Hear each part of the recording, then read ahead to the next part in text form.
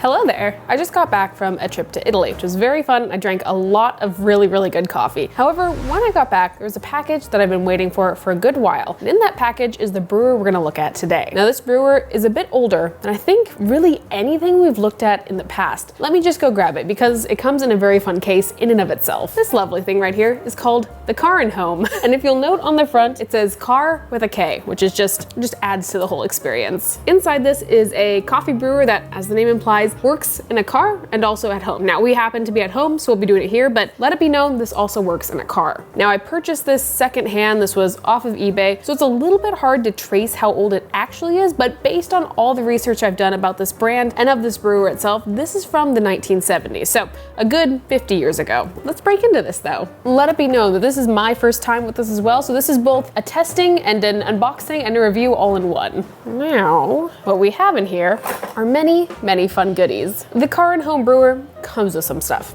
Let's talk about them. First off, I'd like to note that in the Car and Home brewing kit, you get serving cups. 4 of them, to be exact. They are stackable, they are plastic, and I love them.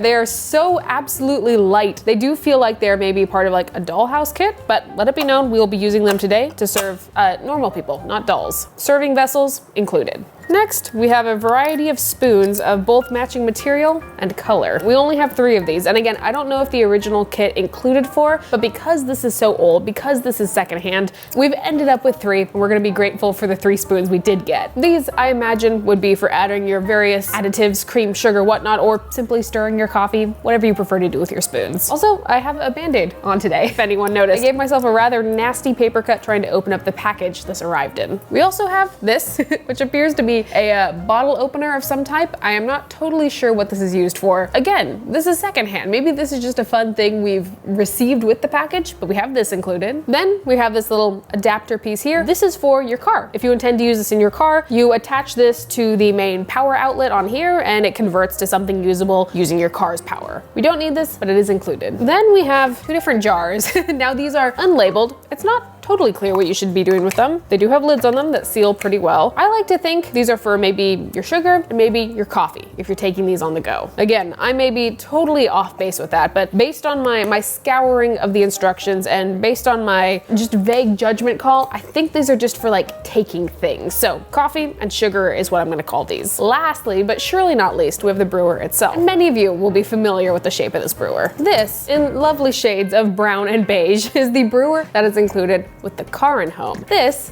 is a percolator. Very old, like very traditional type of brewing. Essentially, you put your water in, you put your coffee in, you let those 2 percolate, simmer, brew together, whatever phrasing you prefer. At the end, you have nice brewed coffee to enjoy. Generally, these are used on a stovetop, so something like that. However, this one has a heating element inside it, making it versatile enough to take on the go with you if you happen to use your little car converter, or you can simply do it on the countertop. The various pieces of this brewer, pretty standard. You have a lid, it's plastic here, has a little spout on the top for pouring. Now you have your main body. Inside you have a heating element down here. You also have markings on the side of the carafe in order to tell you how much water you've poured in. Then you have this little attachment. This fits over the heating element. You then have your base that all your coffee is going to go into, a little lid that sits on top right there. And then this just slots very easily back into your brewer. I am very excited to brew with this for the first time. I'm excited to use all of our little additions that we've been given. So I'm gonna go grind some coffee and I'll be right back.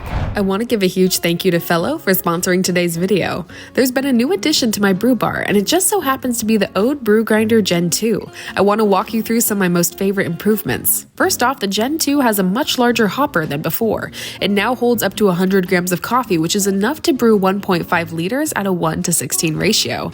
Secondly, and this was one of the most exciting things to me, there is now anti-static technology that ensures that the Ode grinds efficiently and cleanly, meaning you don't end up with any spray of coffee outside of the catch cup. So while you still get that cute cleaning brush with the grinder, you'll hardly ever need to use it. And most importantly, there have been significant improvements to the Ode's burrs. Burrs are heavily responsible for the consistency in your coffee, so knowing that Fellow spent so much time into research and development of this latest generation was super important to me. Besides that, there's now an even larger grind size range offered with this model. So if you'd like to learn more or you're ready to upgrade your brew bar, head down to the link below to check out the Ode Gen 2 yourself. And thank you again to Fellow for sponsoring today's video. All right. welcome back. Now, I have ideally set this up as you would in a car. Inside one of these, we have our ground coffee. We have some sugar in case we want to add that. We have our cups, spoons. We have water sitting on the side. Otherwise, I imagine you would take it in a carafe or a thermos or something that could seal. We also have our instructions. I thought we should review these one more time before we get started. Let it be known though, I did read these before starting the filming of this video. That is something I don't always do, frequently to my detriment, but we've done that before, but this is just for your review. These are also very old instructions. I was very much hoping that these would have the date that this was manufactured on them. Unfortunately, it doesn't. The serial numbers weren't a lot of help to me, so we're just estimating this was created sometime in the early 1970s. That feels like the era this was made in. You have lots of warnings, of course, about how to use this safely both at home and in your car. Additionally, we have a few vague instructions on how to brew our coffee. Number 1, start with a clean percolator. We have done. Then you fill with fresh, cold water to your desired amount. Do not make less than 3 cups. So again, we have those markings inside. We're gonna make about 4 cups of coffee today. You press down firmly on the pump to ensure it fits snugly over the element to ensure prompt percolation. Which is a great sentence, by the way. Now, by pump, they're just referring to this piece right here, so making sure this is nice and tightly fitted over the heating element. Check mark. Add regular grind to basket using 1 rounded tablespoon of coffee per cup of water. Vary amount to suit taste. Again, this is a measurement that is perhaps a little bit vague. Vague in the sense that they ask for regular grind, which I am assuming to mean something perhaps a little bit coarser than what you would use for like a drip coffee. And also they are asking for a rounded tablespoon. So I have ground a lot of coffee. We will measure and we will do what feels right. Percolation will occur at approximately a minute and stop automatically at 12 to 14 minutes. That feels maybe a little bit long for a percolation brewing method. We'll see how it feels. You can always stop and taste and go back. We'll figure it out. They also note that the complete brewing cycle will take longer in the car than it does at home. And that is the information we have. So let's get started. First things first, let's add our water. We have our first 2 cups, approximately a little bit more than 450 milliliters. That's 1 and 2. And that's 3 and 4. As you go, clean up your mess. First little container here, full of nice ground coffee, ground on a regular grind setting. Let's start with their recommended dose of a rounded tablespoon for each cup of water. So that would be 4 rounded tablespoons. Let's weigh it out. Let's see how much that is. These are, of course, extra steps that if you don't feel the need to take these, you don't need to. We are doing this for the sake of science, I suppose. Tablespoon 1. It's tablespoon 2 and 3. And tablespoon 4. That is approximately 29.6 grams of coffee, or if we want to be rounding up, 30 grams of coffee. Now, 30 grams of coffee feels a little bit low for the amount of water we have. In past experiences, a little bit of a larger, like 1 to 18, 1 to 17 ratio seems to usually be the way to go with this sort of brewing. So we're gonna add a little bit more. We'll see how that goes. We're gonna take this up to 50 grams. Again, instructions themselves are very clear that you can do this on taste. So if you don't like this, you can always adjust. Very carefully smooth out everything, add our top back on, do this, into the brewer we go. There we go. And of course that can go snugly back there. Okay, now we don't have any on or off button, there's simply a plug, so let's add power. Okay, well after various troublesome times with the Google, I have started a stopwatch. So there is definitely stuff happening in here, which is great. We're gonna see how long it takes to finish brewing. I also wanna see if that 1 minute for kind of reaching a boiling temperature is accurate or not. The fact that this is working at all is very exciting to me. There's always the question when buying the sort of like secondhand, vintage / eBay brewers of whether anything will actually work or not. This seems to be working just fine. We will not count our chickens before they hatch, but so far so good. In the meantime, I suppose we should prepare our serving center. I think today we'll try 1 cup of coffee black. We'll also try 1 cup of some sugar, which I suppose is also black, but it does have the addition of sugar in it, so generally I don't consider that black coffee anymore. I do realize there is kind of like a little bit of a debate about that, whether black coffee is just based on the color or if it's based on any additions. I don't really know if I fall on one side or another, but my gut instinct says we should have this 2 different ways. We are at about 2 minutes at this point. I'm gonna very carefully lift the lid just to see what's going on in there. We have not yet reached a boiling temperature. We are getting close though. All right, we're now at about 9 minutes. I can hear bubbling, I can hear boiling. I'm gonna pour out a little bit of our coffee just to see where we're at color-wise. Looking at what we've gotten here, let's give it a little taste.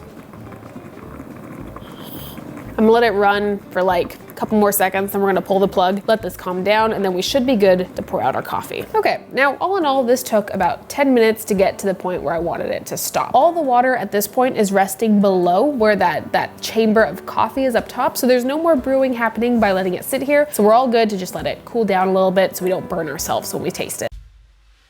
Okay. I'm ready for some tasting, and I imagine you are too. Now, the one thing I will say about a percolator, and especially one that has its own heating element, is that no matter what, you have a cord attached. So we're just gonna carefully gather up the cord right here. We're gonna do our best not to get it wet in any way. We'll just kind of have to pour around it.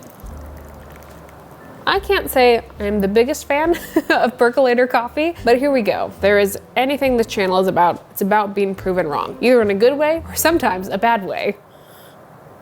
It is still quite hot, I will tell you that much. Percolator coffee, for the most part, has a tendency to create a cup that is often misconstrued as being very, very strong, but frequently that is a symptom of it being maybe a little bit burnt in flavor. Generally, when brewing, we try to avoid temperatures that reach actual boiling. Usually we want to brew a little bit under that just to, you know, bring out better, sweeter flavors in the coffee rather than kind of scalding it with boiling water. However, you don't necessarily have that control when you're using a percolator that either has its own heating element or very much so when it's on a stovetop as well. It's very easy to quickly reach those boiling temperatures and for the coffee to just brew at that temperature, especially with light roasts. It's very easy to bring out perhaps slightly more undesirable flavors in them. That being said, in this cup here, we do have a coffee that tastes like it has been brewed with boiling water. I'll be honest, for kind of a strange ratio and uncontrollable brew temp and time a little bit as well, this is still a shockingly floral cup of coffee. I'm using a light roast that I believe is a Guatemalan single origin right now. A little bit more delicate, a little bit more floral, definitely a tropical coffee. And you still do get a good bit of that in here to the coffee's benefit. It's a pleasant surprise. I do want to use our handy dandy spoon and sugar container. A second cup we will have. We'll just do a little bit. That feels right. Always measure your sugar with your heart. That's my attitude, at least. I must say, the mugs that come with this are pretty nice as well. Now, besides them being plastic, I mean, that is just a given and kind of a symptom of what this is as a travel brewer. But the little handles we have here work quite well. It's a good shape. I like it. It's a little bit better with a little bit of sugar in there, but honestly, it doesn't really need it. If we were traveling, if there were 4 of us, this would be a very, very easy way to serve multiple coffees on the go. And then to clean up, of course, let's get our container. All one would have to do upon finishing their brewing and being ready to go is clean out and dump out their cups. You can dry them if you wish, pop them back in here. Then all you have to do is take the lid off. Actually, well, I say all you have to do. You do have to wait for quite a bit. Remember, everything inside here is very, very, very hot right now. So unless you have some sort of glove, I suppose, that lets you touch hot things, be cautious and wait. Wait for all this to cool down. Then you can dump out any remaining coffee, drink it if you wish. Then you can kind of just clean everything out and you're ready to just pack it back in here.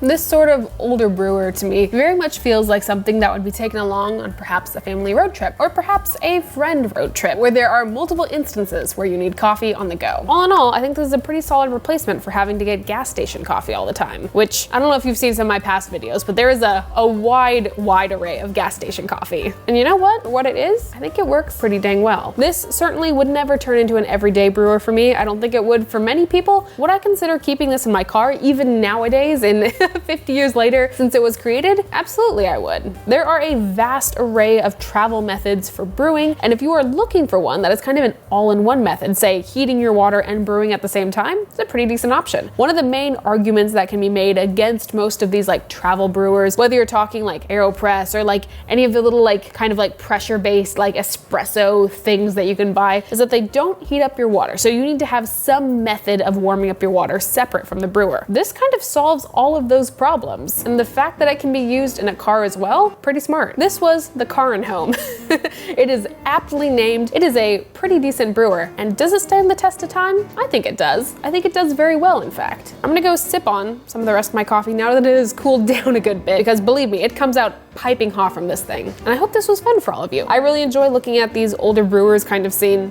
where we've been, where we have gone, where we are going still, and where we are. It's the wrong order for all of those things. But again, I'm tired and this coffee is very necessary. In the meantime, I hope you all have a great rest of your day. If there are any vintage or older or even car brewers that you know of that you'd like me to take a peek at, feel free to comment them down below. I'd also be curious if any of you have had experiences with this type of brewer, whether it be this brand or another brand before. That would be very fun as well. So again, comment section down below, have at it. Additionally, if you would like to take a peek at Fellow's brand new version of the Ode, which is very, very exciting in the world of grinders, separate from coffee brewers, that will be linked in the top link in the description below. So please check that out as well. I hope you all have a great rest of your day. I'll see you next time. Goodbye, everyone. I just realized that I forgot to give my spiel. I don't know if any of you care, but I am Morgan Drinks Coffee pretty much everywhere you will find me online. I'm here on YouTube once a week plus shorts. Additionally, you can find me on TikTok and Instagram almost every single day. I already said the thing. Anyways, I hope you all have a great rest of your day. Bye, everyone.